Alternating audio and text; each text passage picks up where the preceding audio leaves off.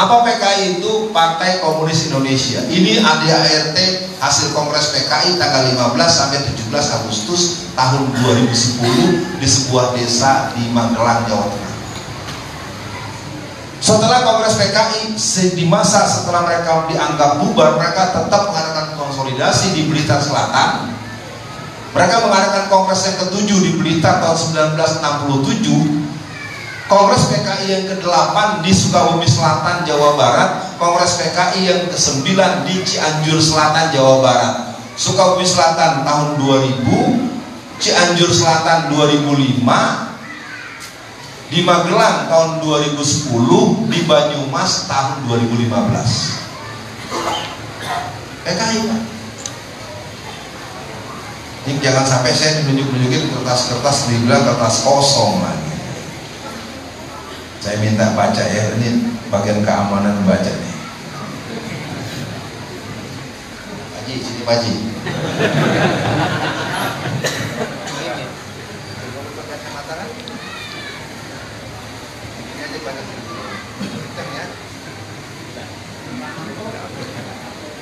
Konstitusi dan pokok-pokok program umum demokrasi rakyat Indonesia, Partai Komunis Indonesia PKI, diterbitkan oleh Jalan Rakyat 2010. Ya. Lalu akan ada yang tanya, kok Ustaz Alfian pegang begini? Ya, yang penting ini sekarang tinggal dikonfrontir. Kan orang kalau ada apa-apa, oh, ada ngomong terus buktinya mana? Buktikan kalau PKI nggak ada. Terus terang para jemaah. Jadi sekarang jangan mau dibohongin sama orang bilang PKI nggak ada.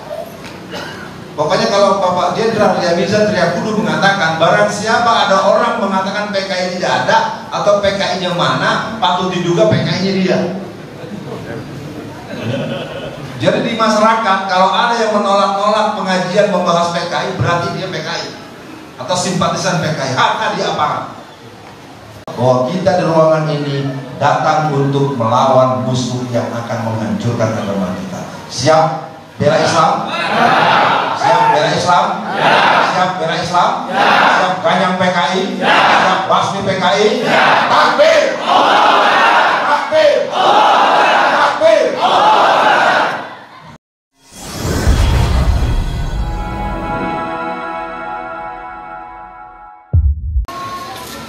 PKI-nya ada di mana? PKI-nya ada di istana.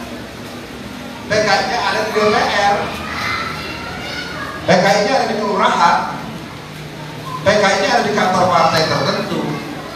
PKI-nya di anggota DPR dari berbagai partai. Saya di P3. Saya ingat betul ada satu orang perempuan yang bapaknya dia itu adalah namanya AKP Anwas, PKI golongan A, yang terjadi menyiksa para ulama tahun 50, dan dia jadi anggota DPR RI di P3 2 periode. Jadi sebenarnya kalau dibolak-balik kepada saya yang relatif akhirnya beresiko dengan menyebutkan nama-nama itu, sebetulnya itu fakta. Lalu kan pertanyaannya, kenapa anak PKI bisa jadi anggota DPR RI? Karena ada perombakan undang-undang pemilu pada tahun 2004 atau 2003 ya, pasal Undang-Undang nomor 12 tahun 2003 pasal 60G terjadi perombakan undang-undang bahwa akibat dari amandemen undang-undang tersebut akhirnya orang-orang PKI boleh jadi anggota DPRD, DPR RI, DPD, eksekutif, legislatif. Sekarang kita udah kalau mau dibilang umat Islam harus juga introspeksi. Ayo sekarang di ruangan semasjid ini, siapa yang anaknya sedang belajar di Akpol? Bukan anaknya, anak, ponakan, saudara, ayo acung tangan. Gak ada, kadang-kadang kita salah, kenapa gak dimasukin anak kita? Siapa yang sekarang anaknya sedang pendidikan di AMN, Akademi Militer atau AKABRI? Ayo, gak ada. Salah kita juga. Jadi kalau sekarang Jenderal Kristen jadi pimpinan, Jenderal Kristen jadi ahli, ya salah, ya kita nggak pernah nyiapin orang kok. Yang kita siapin cuma menghafal Quran doang.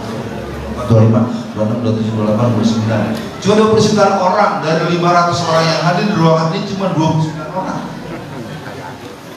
Nggak usah marah Pak, nggak usah tersinggung, nggak usah sakit hati. Jadi kalau kita bicarakan kebangkitan PKI ini sudah selesai, karena ciri-ciri kebangkitan PKI yang pertama adalah Molimo itu menjadi hal yang dianggap biasa.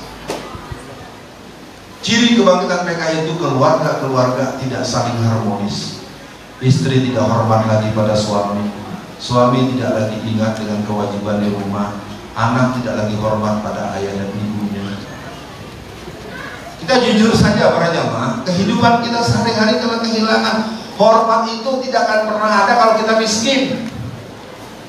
Anda boleh soleh kayak apa, boleh pintar kayak apa, tapi rumah Anda kontrak. Gak ada jatah hormat tetangga sama kita. Jadi pada malam ini saya akan tetap membatasi diri sehingga kebangkitan PKI tersebut mestinya sudah sampai kepada wilayah menangkal dan membahas. Persoalannya, tahu gak kita bahwa mereka itu melihat kita seperti di akuarium.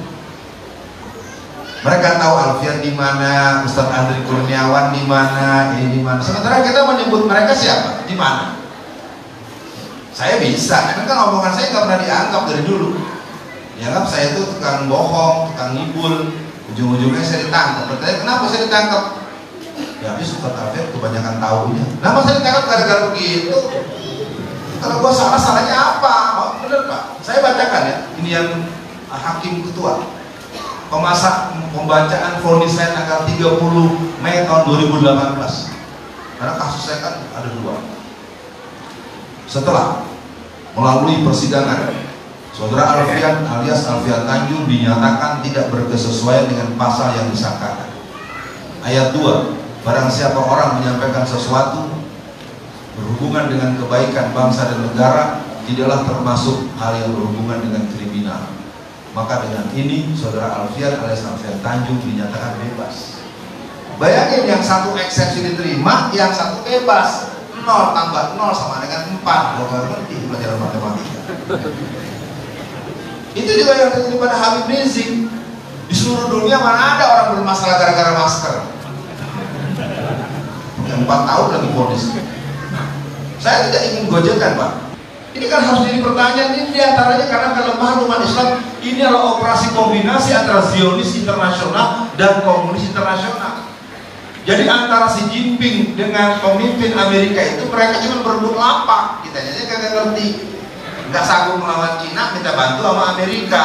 Nggak sanggup Amerika, minta bantu sama Cina. Makanya belajar dari Taliban. Kenapa Taliban tanggal 21 bulan Agustus tanggal 15 Agustus tahun 2021 bisa membubarkan bendera La ilaha illallah,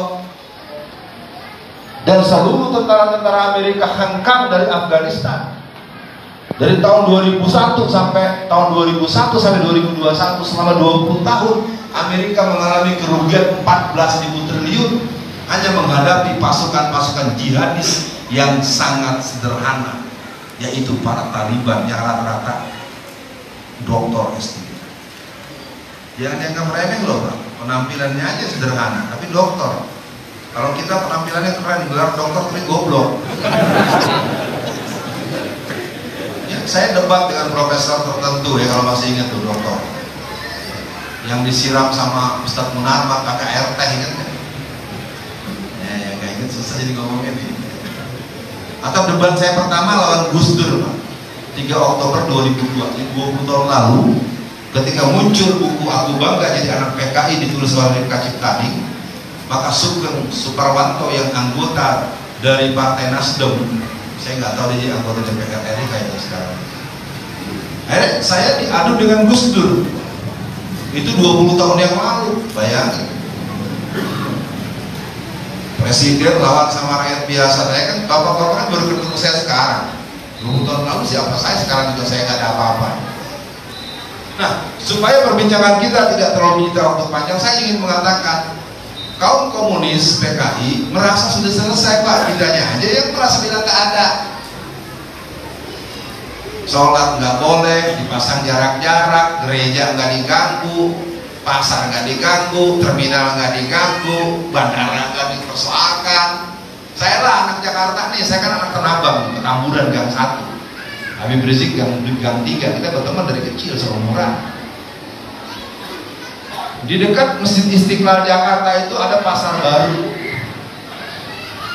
Sebelum sampai sana di tengah pusat kota Jakarta ada yang namanya Pasar Tanah Abang. Arah ke timur ada ketemu namanya Pasar Senen. Bayangkan Pasar Senen, Pasar Gembrong, Pasar Genjing, Pasar Baru, Pasar Tanah Abang itu kalau digabung itu bisa 2 juta orang, bisa tumplek-plek di musim. Tapi Masjid Istiqlal yang di Jakarta itu tidak ada salat Idul Fitri dan Idul Adha selama 2 tahun berturut. PKI mana lagi yang mau engkau dusta? Logikanya kan nggak masuk. Kenapa giliran di pasar tidak disoal, giliran di masjid sampai tidak ada sholat? Kan berarti kalau tidak ada sholat berarti ada yang menginginkan sholat tidak ada. Dibilang dilarang nggak ada sih, pasti dia pakai taktik juga, nggak bakal berani melarang. Nah, jadi saya ingin katakan supaya tidak terlalu berjauh-jauhan, saya coba buat waktunya. Ini kita belum sepakat waktu ya. Ini sekarang baru jam 8:30. Kalau saya menyampaikan sampai jam 9 lewat seperempat, jamaah siap semuanya utuh? Siap tidak pulang dulu? Siap pertanyaan? Nah, jangan nanya 2 orang. Ya. Nanti pertanyaan bebas, yang penting jangan menimbulkan hal-hal yang tidak enak. Karena ciri kader PKI itu kalau ada pembahasan soal PKI, nadanya pasti rusuh. Kalau nggak mencaci maki narasumber, saya buka aja deh, ntar lihat aja kalau ada nanya caci maki saya PKI. Beneran Pak, bukan saya. Lihatnya mau tahu apa mau caci maki orang. Ini pengalaman saya Pak. Saya kan udah hampir 30 tahun nih membahas PKI di mana. Bahkan pertarungan saya terberat itu ketika saya ditugaskan di Baku, di Blitar Selatan. Bayangin, itu tahun 2001. Berarti sekitar 21 tahun yang lalu. Saya sudah bertugas menerangkan bahaya PKI. Ini dibilang orang gila kan? Sekarang juga ngomong begini masih ada yang gak percaya. Oke, saya ingin mengajak dulu yang pertama dengan skema sistematika kebangkitan PKI. Yang pertama, 10 langkah menuju eksis komunis PKI. Sebenarnya sayangnya mestinya buku ini cukup banyak, tapi bukunya udah tak ada lagi, habis. Saya menerangkan bagaimana mereka muncul dengan kelompok diskusi di kampus-kampus. Mereka muncul bergabung dengan kaum miskin kota. Mereka muncul, memang mereka mancak. Ya. Ketika kampus-kampus tidak lagi punya kelembagaan, dulu kan namanya ada yang namanya Dewan Mahasiswa, Dewa. Kalau yang aktif mahasiswa tahun 70-an pasti paham. Nah, ketika terjadi malari, pembakaran produk-produk Jepang, itu sebenarnya juga semangat komunis juga. Kenapa produk Jepang dibakar? Karena yang ingin dominan adalah produk Cina.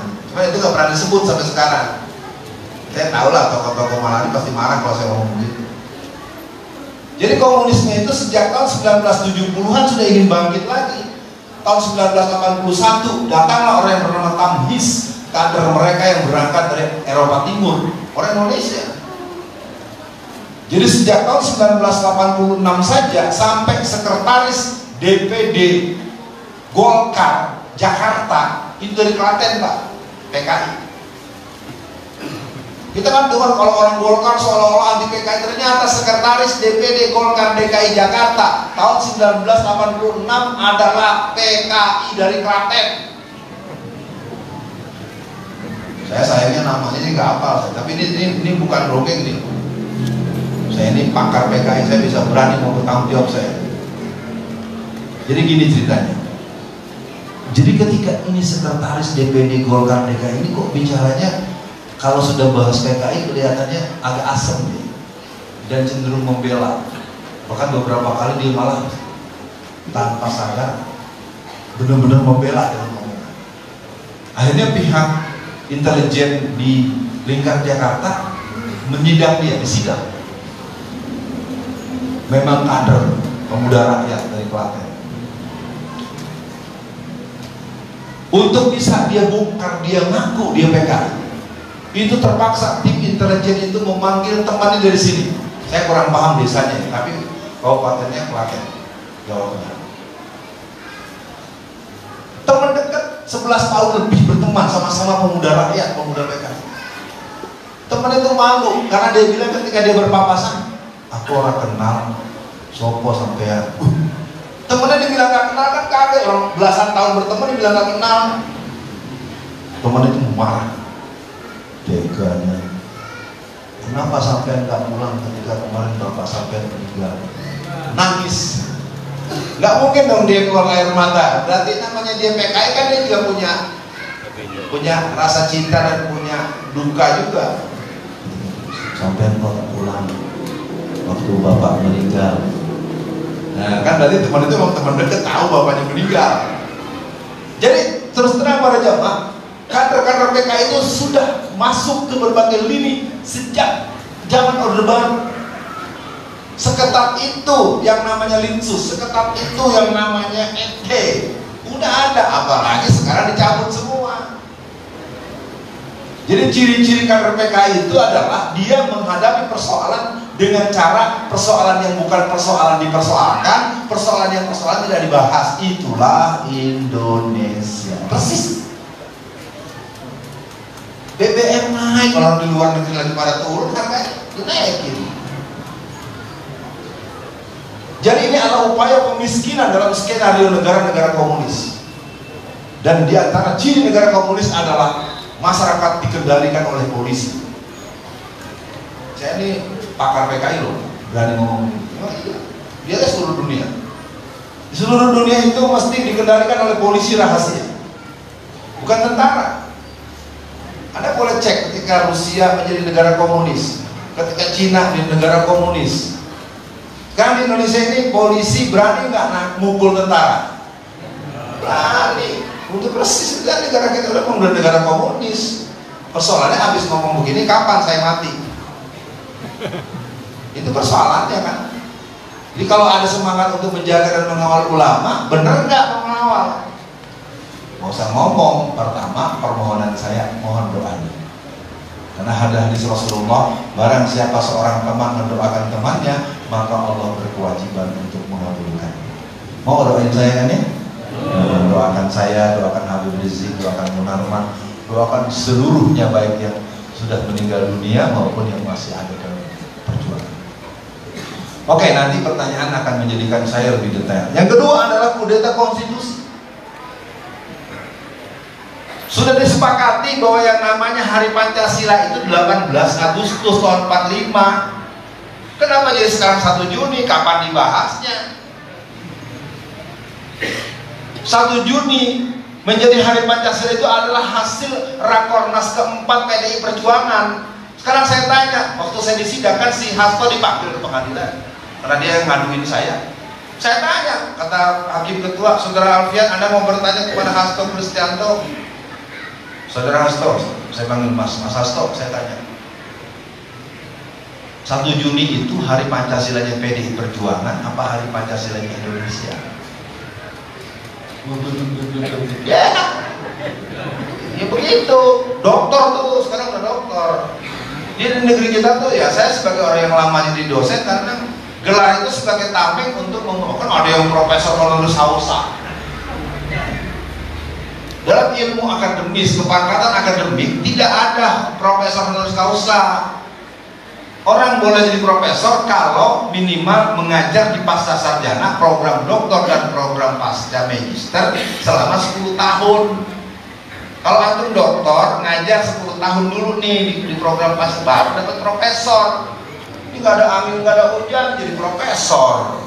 Tapi ini profesor kagak percaya sama hari akhirat. Kita giliran mati minta masuk surga, ngaca bu. Ibunya siapa tuh? Mulu ya. Yang ketiga, operasi kaum komunis PKI, yaitu pembubaran FPI. Membubarkan itu kan namanya bubar. Bubar itu bubrah. Kalau orang berkeluarga namanya cerai.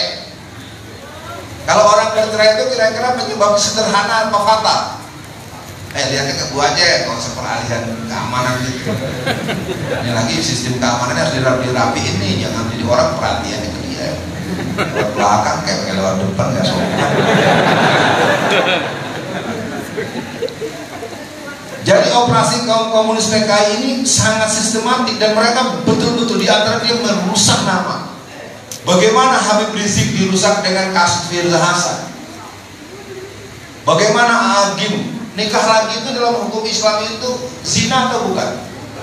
Kalau ngajian ibu-ibu seru nih. Bu, kalau orang suami nikah lagi zina atau bukan? Bu, ya udah kalau dipersoalkan. Ya, ibu ngamuk biasa. Agim nikah, tapi kayak apa hancurnya reputasi Agim di tahun 2005? Sementara ada orang yang kerjaannya gonta-ganti pasangan, padahal pejabat publik. Maksudnya, nggak mau keceplos kalau tadi ruang tertutup keceplos ya Pak ya, ruang terbuka ya. Oke, yang kedua, koordinasi dan konsolidasi nasional gerakan perlawanan terhadap komunis PKI gaya baru. Dan sebenarnya ini saya tidak akan bahas kalau nggak ada pertanyaan. Saya mau cerita saja bagaimana mereka berkoordinasi di antara mereka. Pada tanggal 2 sampai 3 bulan November tahun 2021 di sebuah yayasan di Bogor, bertemulah komunitas PKI dan LKI. Apa PKI itu? Partai Komunis Indonesia. Ini ADART hasil Kongres PKI tanggal 15 sampai 17 Agustus tahun 2010 di sebuah desa di Magelang, Jawa Tengah.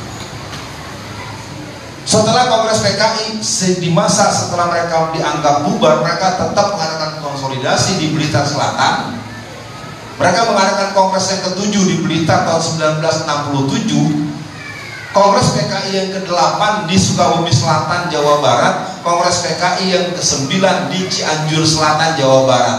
Sukabumi Selatan tahun 2000, Cianjur Selatan 2005, di Magelang tahun 2010, di Banyumas tahun 2015. PKI Pak. Ini jangan sampai saya nunjuk-nunjukin kertas-kertas dibilang kertas kosong lagi.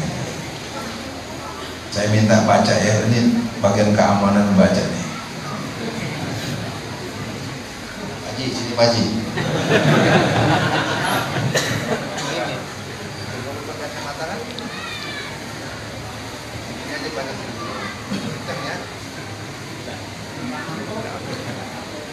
Konstitusi dan pokok-pokok program umum demokrasi rakyat Indonesia, Partai Komunis Indonesia PKI,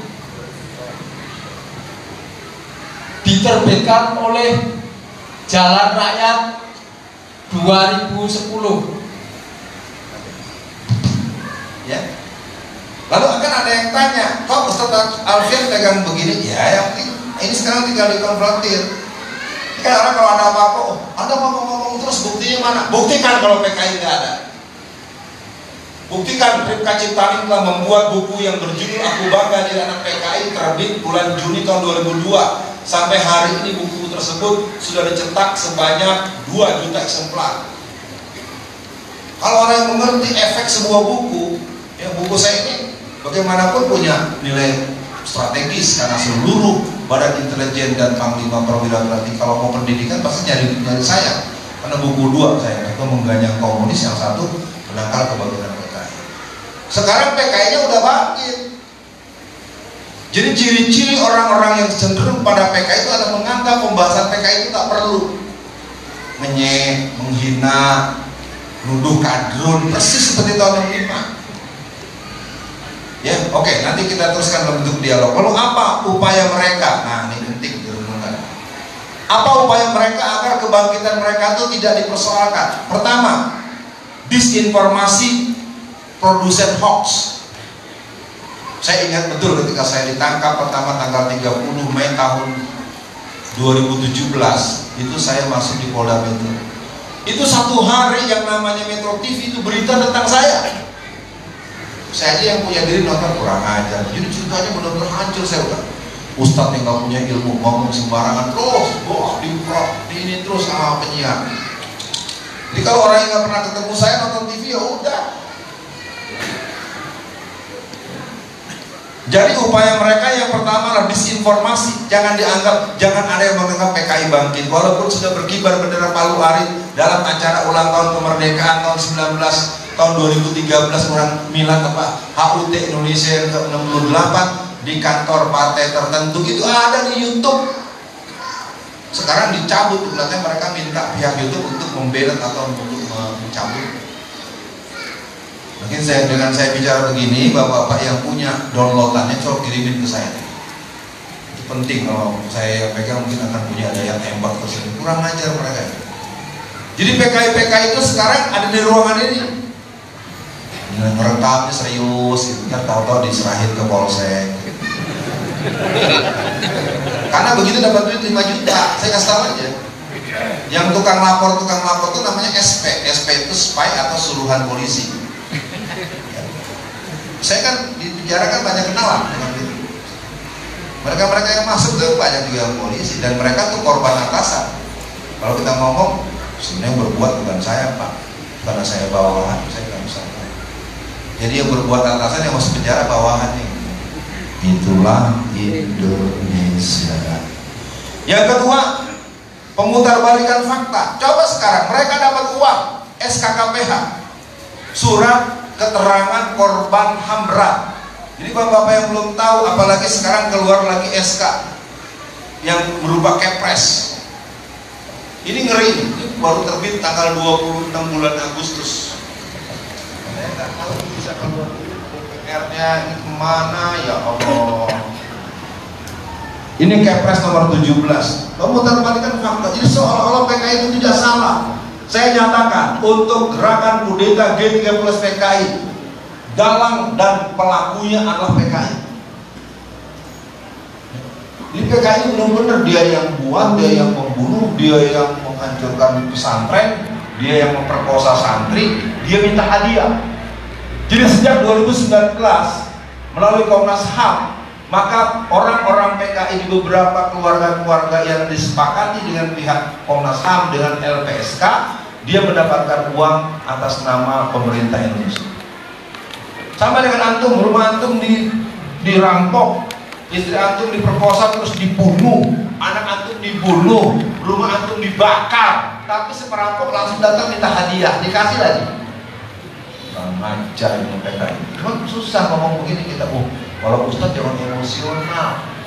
Sekarang yang harus, makanya saya bilang bukan lagi bahaya lantai. Sekarang harus disiapkan pedang-pedang dan samurai harus siap. Kalau sampai saya mati segala macam, kalian harus cari siapa yang bunuh saya. Dibunuh itu. Karena mereka sudah TO dan mereka sudah punya agenda 2021 sampai 2025. Karena dalam buku Bahaya Komunisme karangan Profesor Dr. Zainal Abidin Ahmad dan Dr. Baharudin Lopa halaman 21 alinea keempat dikatakan bahwa kegagalan pemberontakan PKI tahun 1948 adalah warming up, pemanasan. Kegagalan pemberontakan PKI tahun 65 adalah general repetisi, pengulangan, dan kita akan melangsungkan kudeta. Jadi hampir di semua negara-negara yang komunisnya kuat, dia mengalami kudeta yang ketiga. Di Indonesia kudetanya nggak pakai darah, karena sudah diresmikan lewat pembubaran FPI. Itu apa dasarnya coba? FPI salah apa? Korupsi berapa triliun? Berapa banyak orang yang dibunuh? Saya bukan belain FPI-nya, logikanya nggak masuk, tapi dibuat-buat. Itulah gaya PKI. Dia pakailah Bapak Mahfud MD yang ngomong, kan Bapak Mahfud MD sekarang jadi ketiban pulung, kan ada bilang ini kan atas kemauan saya, kan gitu. Orang semua nonton kok, videonya ada. Saya tidak yakin, secara kenal saya kenal dengan Pak Mahfud lama, dia kakak angkatan saya. Pinternya dia gitu, membuat silih tangan, silih. Saya punya teman dekat namanya Haikal Hasan, sekarang kasih juga posisi dia, termasuk Al-Mukhtar Kabali. Itu teman saya SMA itu, makanya kalau ketemu dia tuh Alfion, belum saya, orang-orang pada marah. Tapi gue bilang teman gua, biar begitu juga Ali si Ali sama teman gua sekarang. Ya maksudnya teman kecil, bukan teman dia kalau sekarang sih. Kalau aku malu nama. Yang ketiga, yang kedua tadi memutar balik fakta. Bayangkan bagaimana seorang Habib Rizik bisa dituduh dengan Firza Hasan. Itu video itu pertama kali ditontonkan langsung kepada Ustadz Arifin Ilham oleh pihak tertentu yang punya pangkat tertinggi di kepolisian. Gimana gak Pak Arifin Ilham hampir percaya diunjukin begitu? Jadi fitnah nanti bisa terjadi pada saya nih. Besok-besok ada berita, oh ambil Alfian lagi, Alfian tuh pendidikan intelijen. Wah nanti saya udah dengar kapan hari pengajian Muhammadiyah di Pasar Rumput di Jakarta Pusat. Itu ada jamaah nanya, saudara-saudara hati-hati dengan Alfian Tanjung. Alfian Tanjung itu pendidikan intelijen. Wah keren banget bocah. Memang begini cara mereka. Dulu juga Buya Hamka dituduh plagiat, dituduh bikin tulisan menjiplak punya orang. Jadi gaya orang PKI itu tetap bolak-balik. Maka nanti para jamaah saya minta dengan kesepakatan waktu yang sudah saya sebut tadi, nanti kita selesai tanya jawab, kita berdoa bersama. Kita mohon pada Allah bahwa kita di ruangan ini datang untuk melawan musuh yang akan menghancurkan agama kita. Siap bela Islam? Siap bela Islam? Siap bela Islam? Siap ganyang PKI? Siap basmi PKI? Takbir! Takbir! Takbir! Jadi teman-teman semua, bapak-bapak dan ibu-ibu, saya ingin pada malam ini kita kombinasikan antara akal kita yang tetap jernih dan batin kita yang tetap bening. Karena para pejuang-pejuang itu dia tidak pernah kehilangan akal sehat dan tidak pernah kehilangan rasa kontrol terhadap situasi sekitar. Hari ini PKI menganggap dia tidak akan ada yang melawan. Dan saya katakan dengan tegas bahwa basis PKI itu ada di Boyolali dan Semarang. Untuk yang tahun 2020 itu saya dapat langsung dari staf ahli Panglima TNI karena mereka panggil saya. Jadi biar dia mantau saya ini narasumber resmi negara, makanya saya bingung banget ini. Kemarin 4 tahun mau diapain lagi gue? Saya sekarang nggak mau lagi dipanggil. Panggil yang lain aja lah, Sambo udah panggil Sambo. Sambo udah jelas ngebunuh anak buahnya, Putri malah ngambil semangat. Ini udah jelas-jelas perbuatan. Jadi ya, yang ketiga menyebar berita hoax. Yang keempat membungkam ulama yang anti PKI. Saya kalau mau cerita pengalaman saya di penjara itu kadang-kadang saya kesian juga sama polisi-polisi yang ngawal saya. Emang lu kenapa lu jagain gua? Saya kan anak Betawi. Ustaz, nah sungguh gak enak saya Ustaz. Emang gua salahnya apa? Kagak ada Ustaz. Ustaz kebanyakan tahu sih, jadi saya bisa jagain aja di sini. Mana orang dihukum bukan gak ada salahnya. Saya dipindahin ke Makobrimob, masuk ke Makobrimob, datanglah fulan. Ya, orang Jawa tapi medok bahasa Jawa. Sopo iki sopo dibawa ke sini. Alfian Tanjung. Oh, gedung yang bawa ke sini. Bayangin tuh, saya dipindahin tanggal 7 November 2017. Saya dipindahin dari Medaeng Surabaya, di over ke Makobrimob, sampai Karutan yang kepala rumah tahanan itu bilang yang nganterin saya itu orang gila. Coba, terus saya nggak mau nyebut namanya, kesian. Tapi kan artinya memang saya ini terbukti ketika saya disidang di Pengadilan Negeri Surabaya. Salah satu saksi ahli saya itu Letnan Jenderal Sarwan Hamid. Dia dari Cimahi, Bandung, menggunakan kursi roda karena dia sudah lumpuh. Dia bersedia jadi saksi ahli saya datang ke pengadilan. Dengan kondisi tertatih-tatih dia berdiri. Dia tunjuk hakim, kamu nggak tahu diri. Orang seperti Alfian ini harusnya bukan ditangkap begini, harusnya disiapkan dia perpustakaan, disiapkan pengawal buat dia bisa menjelaskan bagaimana PKI itu bangkit. Itu hakimnya tiga-tiganya nunduk. Jadi ini terus terang saya cerita apa adanya. Bukan sayanya hebat, memang ini PKI-nya lagi memang terus terang para jamaah. Jadi sekarang jangan mau dibohongin sama orang bilang PKI nggak ada. Pokoknya kalau Bapak Jenderal Yamiza Triakudu mengatakan barang siapa ada orang mengatakan PKI tidak ada atau PKI-nya mana, patut diduga PKI-nya dia. Jadi di masyarakat kalau ada yang menolak-nolak pengajian membahas PKI, berarti dia PKI atau simpatisan PKI, hak dia aparat. Ya, 30 September nanti tuh filter film 30 SPKI, tapi jangan hanya itu, filter banyak. Bisa diputar film Operasi Trisula, bisa diputar film Gagak Hitam, banyak ya. Saya anjurkan teman-teman agar kreatif. Atau kalau mau di searching ditanya keganasan PKI di Klaten, biar ketawa, nanti didiskusikan kelompok-kelompok di sini. Nanti kalau untuk kajian strategisnya boleh nanti kita ketemu lagi, tapi jangan banyak-banyak begini. Kita nggak tahu mana yang Jama, mana yang Intel. Kita nggak tahu nih, yang data paling hitam yang ngangguk-ngangguk ternyata Polsek. Ya, kalau di Jakarta saya tahu persis karena saya 5 tahun di Satintel Polres Tangerang. Saya dengan polisi dekat, dengan tentara dekat, gue di penjara juga, ampun dah. Tapi memang di dalam penjara mereka dengan saya gojek-gojekan aja sih. Malam-malam kadang-kadang jam 10 malam, kepala batalion dah. Ustaz, gembong saya bukan, saya bawa makanan yang buat kita makan. Terus lagi makan berdua, Ustaz makan, nikmat ya, jangan pikirin kasus, saya juga kesel. Dia aja kesel, orang dia tahu saya nggak salah apa-apa. Ya, maka hari ini pada jamaah semua, satu di antaranya saya dan tokoh-tokoh lain termasuk bapak kita ini, semua tokoh-tokoh yang imam-imam kita merebut, jadi yang diteor oleh PKI itu satu, merebut masjid. Jadi ada kalau merebut Anda sendiri, ditimbangkan nanti kalau dia dibunuh ya, imam, terus ustadz-ustadz yang berwibawa, tetapi tidak terkenal, maksudnya tidak terkenal, tidak viral. Kalau saya kan terlanjur terkenal nih, tapi ngeri juga sih. Yang dibunuh siapa yang mau dibunuh? Itu mau dibunuh nggak? Kalau bisa lawan.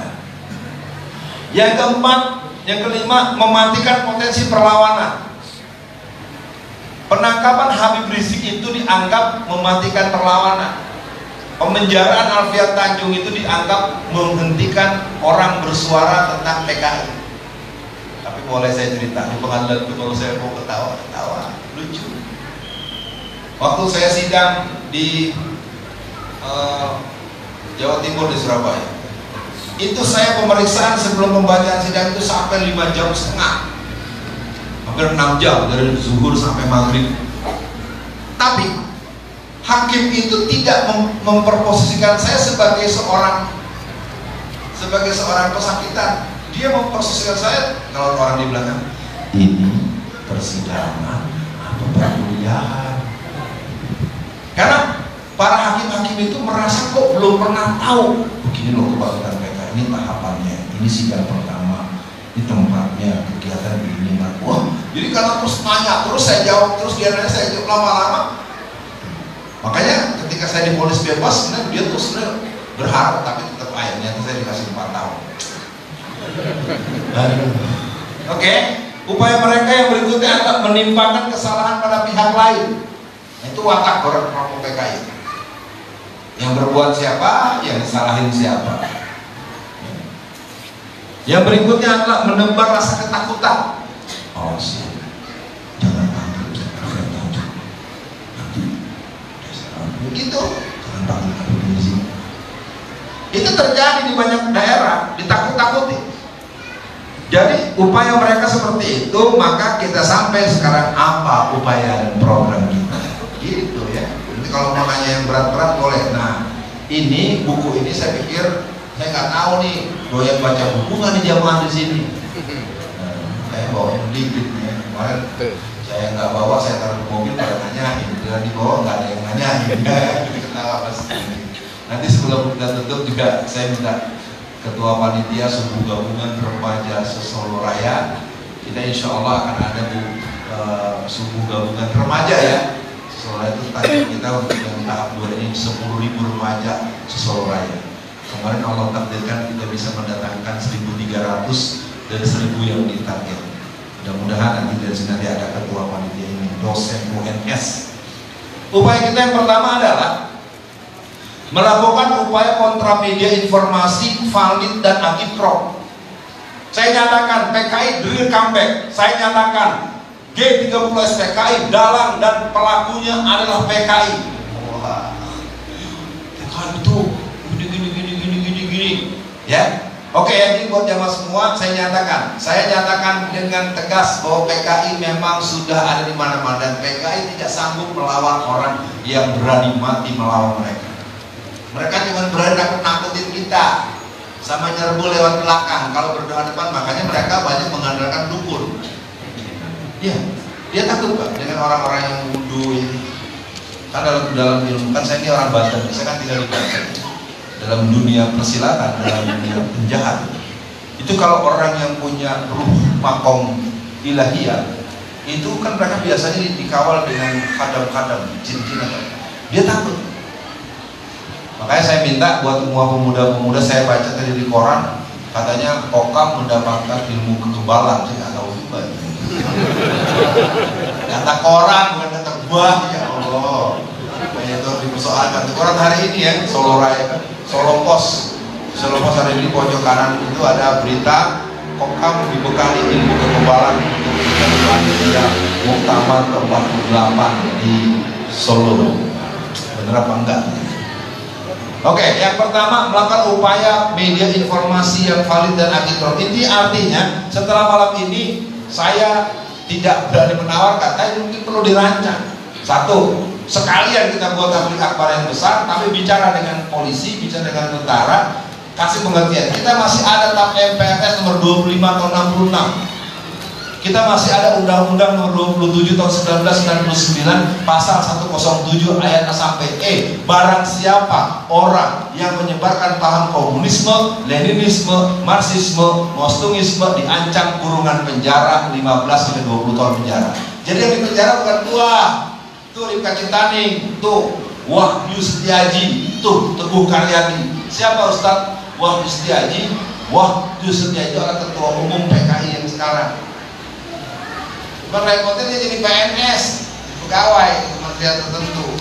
Jadi PKI sekarang jadi pejabat. Ada yang jadi staf ahli menteri transmigrasi, namanya Dita Indasari. Saya berani nyebut namanya karena memang dia pernah nulis nih di buku saya di halaman 11 nih. Gantian, lu bisa baca nggak? Bisa baca nggak? Nah, bisa baca jangan, bisa termalu. Ya, dia disuruh baca biar jawaban dikit doang kok, nggak sampai satu alinea. Saya kasih di halaman 11. Ini kayaknya buku ini mudah-mudahan bisa diproduksi lagi biar habis cetakan keempat. Nah ya, nih mas baca mas, halaman sini mas, ini mas. Ya, kamu bacanya dari sini. Dari sini aja.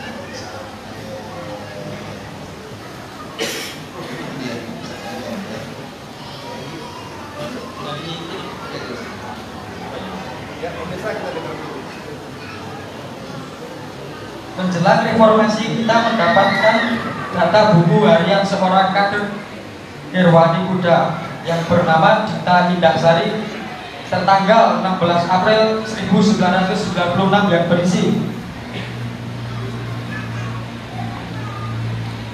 partai sudah berdiri, 30 tahun terkubur, dibantai, dihina, dibunuh, dilarang, diawasi, dikhianati, sekarang dibangun lagi.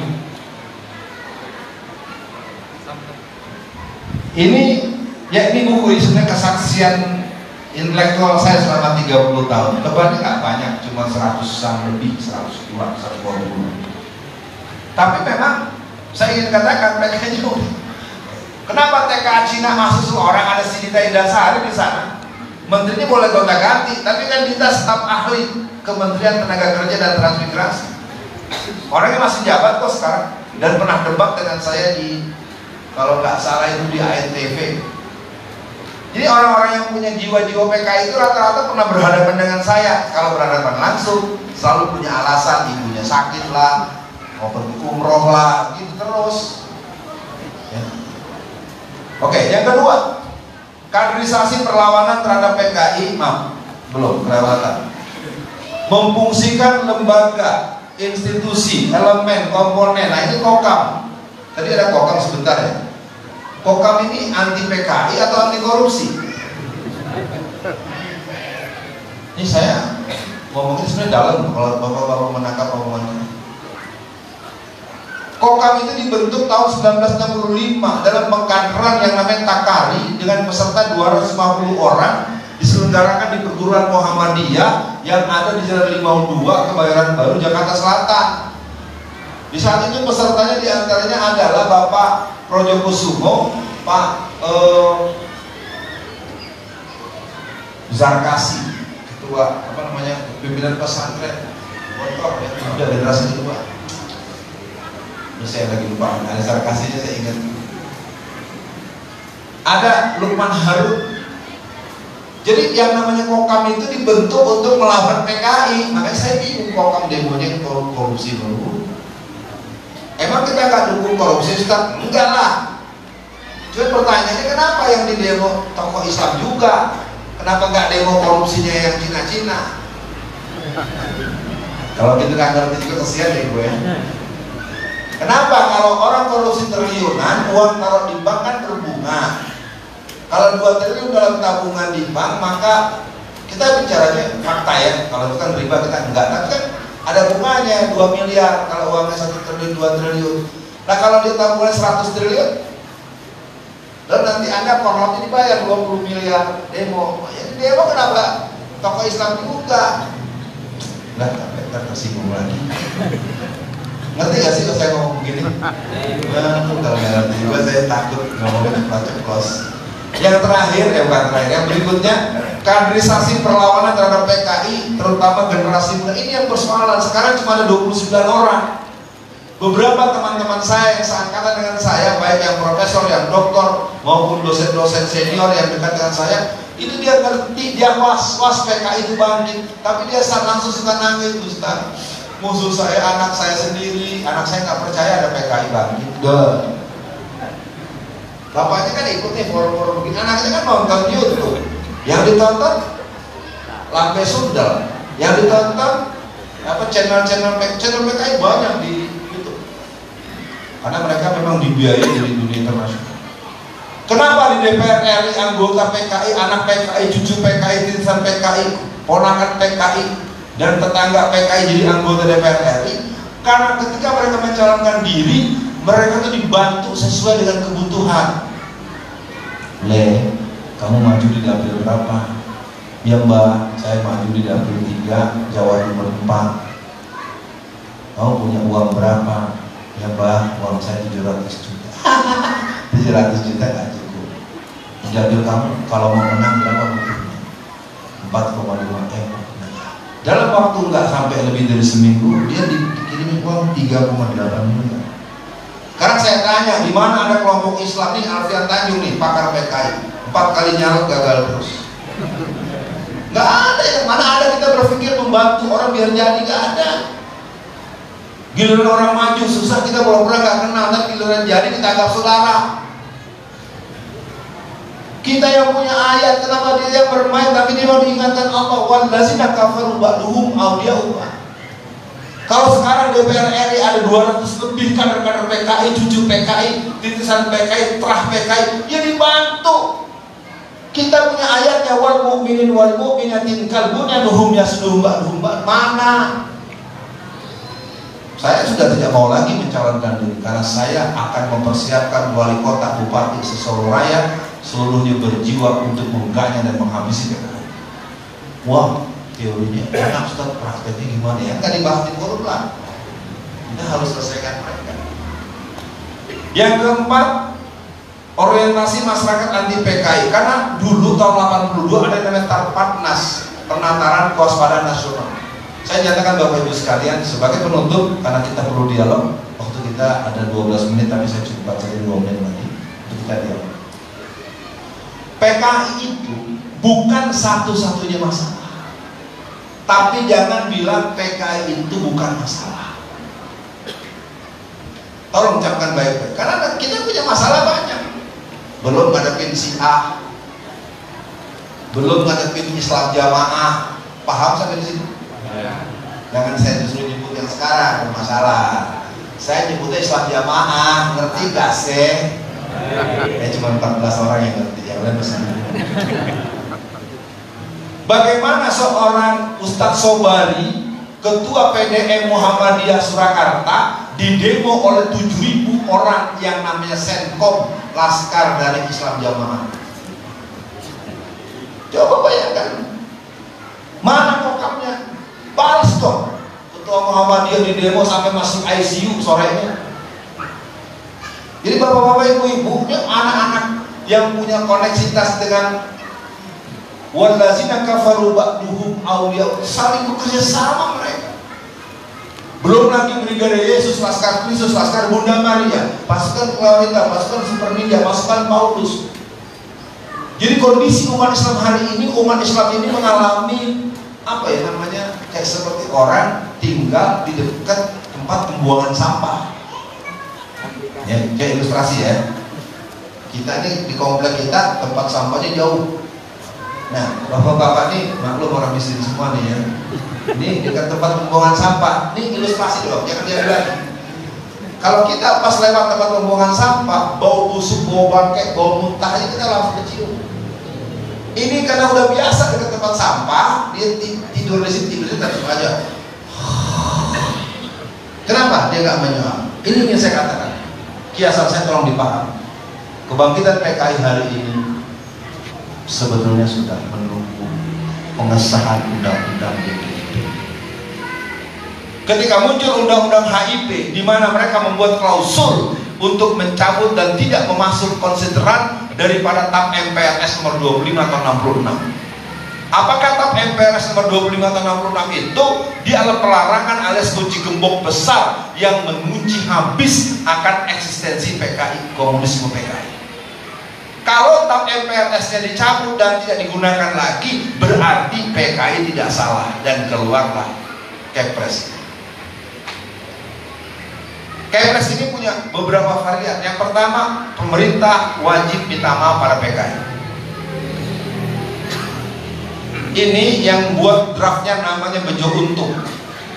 Bejo Untung ini salah satu ketua alumni generasi PKI yang termasuk muda, dan dia mengadakan rapatnya di Laweyan, Solo. Bayangin di kampung kita canggih, dia bikin giniannya. Disahkannya dari di istana, tanda tangannya Bapak Presiden tanggal 26 bulan Agustus tahun 2022.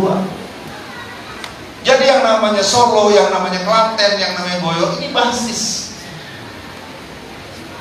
Dan mereka sudah pada pulang, pada bersiap. Mereka berkumpul, mereka mengadakan pembicaraan dan dengan mereka sekarang sudah tenang karena mereka nggak perlu lagi bikin apel-apel besar, nggak perlu lagi. Inilah yang disebut dengan kudeta konstitusi. Dengan ini maka PKI punya alasan untuk menangkapin kita nanti. Dengan ini mereka punya alasan untuk kembali membuat partai yang berlambang Palu Arit. Nanti kalau ini saya kirimin PDF, ini udah disebar luas kok. Judulnya adalah Keputusan Presiden Republik Indonesia nomor 17 tahun 2022 tentang pembentukan tim penyelesaian non-yudisial pelanggaran hak asasi manusia yang berat pada masa lalu, dan itu dikunci sampai menjelang tahun 2020. Jadi KM 50 nggak boleh. Pinter banget PKI-nya. Ini di sini nggak dibatasin sampai menjelang tahun 2020. Udah ketahuan mana kerjaan PKI banget ini. Ya. Ntar kalau memang udah punya nomor saya tanya, rata-rata udah pada punya kok. Sekian dulu, persis waktunya masih ada 7 menit menurut komitmen tadi. Ayo kita akan tanya jawab. Saya tidak takut dengan pertanyaan model apapun, tapi yang nggak boleh marah-marah, bentak-bentak, ngancem-ngancem, atau mementahkan pembahasan. Kalau Bapak punya versi yang berbeda, kita bisa bicara di forum yang kita sepakati. Hari ini tugas kita adalah menyadarkan bahwa sesal dahulu pendapatan, sesal kemudian tidak berguna. Kelalaian kita hari ini jadi beban berat generasi kita. Sudah lebih dari 15 sampai 16 lubang-lubang besar di Boyolali dibuat dengan kedalaman 15 meter sampai 16 meter dengan diameter 1,5 sampai 2 meter. Sejak kapan? Sejak 2020. Di mana? Di Boyolali. Boyolali itu di mana? Di Jawa Tengah. Bukan tahun 65 Pak, tahun 2020. Sekarang ada orang bikin lubang diameternya 2 meter kan, berarti Anda tahu kan diameter kan? Terus dalamnya 15, dibikin lubang. Terus lubangnya buat apa? Buat masukin dulu yang pernah melawan sama PKI. Belum percaya, kita biarin aja, kita dibunuh deh. Ya, mari kita biarkan kebangkitan PKI. Setuju? Nah, kalau nggak setuju, kita belajar lagi, diskusi lagi. Cukup dulu pemirsa sekalian. Biar nanti kita maksimal jam 10 kita selesai dengan berdoa dan sedikit pengumuman dari panitia. Bagaimana pengaturan? Silakan Pak moderator, saya izin minum dulu. Baik, bagi jamaah yang